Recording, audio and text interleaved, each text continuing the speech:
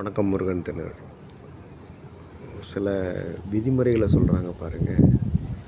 இந்த பிரபஞ்சத்தில் நம்ம வாழக்கூடிய வாழ்க்கையில் நம்ம எந்த செஞ்சாலும் அது நமக்கே திரும்ப வரும். இது ஒரு விதி அப்படின்றாங்க. வாழ்க்கையில் நீங்கள் எதுவுமே அதுவாக நடக்கிறதில்ல. நமக்கு தேவையானதை நாம் தான் நடத்தி செல்கிறோம் அப்படின்றத தெரிஞ்சுக்கணும். சிலதை ஏற்றுக்கொள்கிறோம், அப்போ தான் மாற்றமே உங்களிடருந்து நகல ஆரம்பிக்கும் அப்படின்றாங்க. நாம் மாற்றிக்கிறது மூலமாக தான் நம்ம வாழ்க்கையே மாற முடியும் அப்படின்றார். நம்ம வாழ்க்கையில் நடக்கிற விஷயங்களுக்கு நாம் தான் பொறுப்பு அப்படின்றத உணர செய்யணும் அப்படின்ட்டு. நேற்று, இன்றைக்கி, நாளைக்குன்றது எல்லாமே ஒரு தொடர்புலேயே தான் இருக்குது பாருங்கள். அதில் எந்த சேஞ்சஸ் இல்லை. ஒரே சமயத்தில் 2 விஷயங்களை உங்களால் சிந்திக்க முடியாது அப்படின்ட்டு.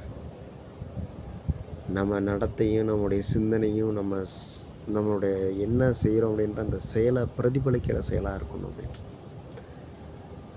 நம்முடைய முன்னாள் காலத்தையே நம்ம பார்த்து கொண்டு இருந்தோம்னா நம்ம பின்னாடி இருக்கக்கூடிய காலத்தை அதை பயமுறுத்திடும். அதனால் நிகழ்காலம் மட்டும்தான் நம்மளை நடத்தி செல்லணும்.